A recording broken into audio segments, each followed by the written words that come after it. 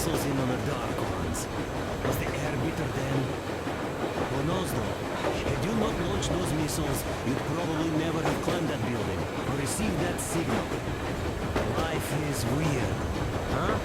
One random event drags another with it, like links in a chain. And you are pulling that chain out of a deep, dark well. The links emerge from the dark water. And what link is in that bucket that's on the end of the chain? That's a mystery. That's what I often think about when facing a choice.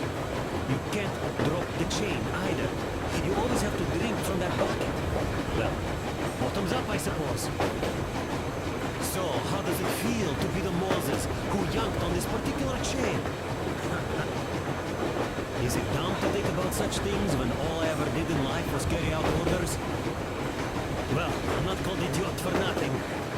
Still, I would like to know what's on the end of your chain.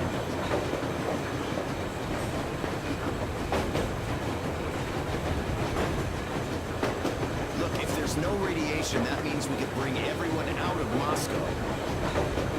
It doesn't matter if there's radiation or not, Comrade American. The citizens of Moscow will have to stay put. Why? We're just a short way from the city, and the radiation's gone. Things might have been that easy in your America, but life has never been so easy here. Even now, we woke up saviors of the metro, and by lunchtime, we're enemy spies, saboteurs, train thieves, and what for? Something we talked us through turned out to be a lie, and that is enough for them to want us dead. The Hansa bosses must have known that we could live up here. But the public didn't know that. Who'd want to stay down in the metro if we told them? We cannot tell them.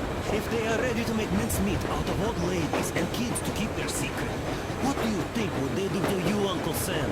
Huh? We can't go back. We can't use radio. Remember the jammers? And even if you pull a perfect Rambo and break through back into the metro, do you expect they'd all just believe you and go, yes, Moses, lead us out of this Egypt? Can you even imagine the death toll? Take your average station robbers. Even if the Hansa guards didn't shoot them, how far would they get? Right to the nearest mutant den, most likely. We are safe here, speeding along on this Eastern Express. They are not as lucky. Not at all. What if there was a proper evacuation? And who would do that? Hansa's people? The ones that kept us under lock and key for 20 years? Or us too? Besides, getting the people out of Moscow is not the end of it. You have to settle them somewhere, provide food. No, I do get where you're coming from, but this matter is way more complex than it seems. I guess you're right. All this clean air went to my head. So, wait, does this mean the Colonel was in the know? His rank does seem to suggest that. Besides, he led negotiations with Hansa. Where would we be without them after the T-60 block? They gave us weapons, recruits to replenish our losses. We, on the other hand, our competence does not stretch beyond thinking cozy thoughts and keeping the fools on the metro from killing each other off. Remember, if not us, then who? You are too smart for your own good, idiot. Hey, Demir, I've been thinking. How far are we gonna go? No masks needed. The railroad runs through the whole country. As far as we want, I reckon. As for Yamantau, it's about 2,000 clicks away. No, I mean, how far can we get with the fuel we have? What's this machine's mileage? Ah, that. Yeah, it's sort of is a coal guzzler, this thing. But then again, there should be coal stores at every station. And if we don't find any, we could still burn firewood.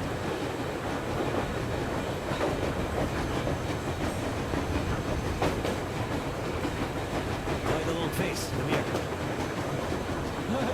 You see, I made a mistake of stocking up on filters.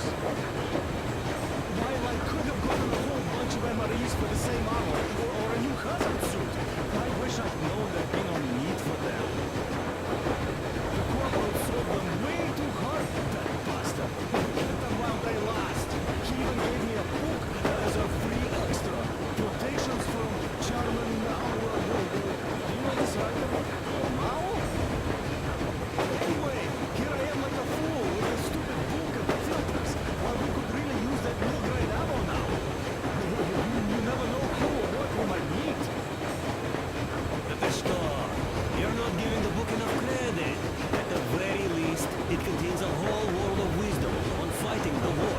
against imperialism, which we might encounter on the way, even though so far we just seem to be fighting our own. Yeah, Anna's pulling no punches this time. Perhaps she shouldn't have. It's not like the Colonel understands everything. Who's in the right here? Whoever's not wrong, obviously. Well, who's not wrong then? He who does nothing and says nothing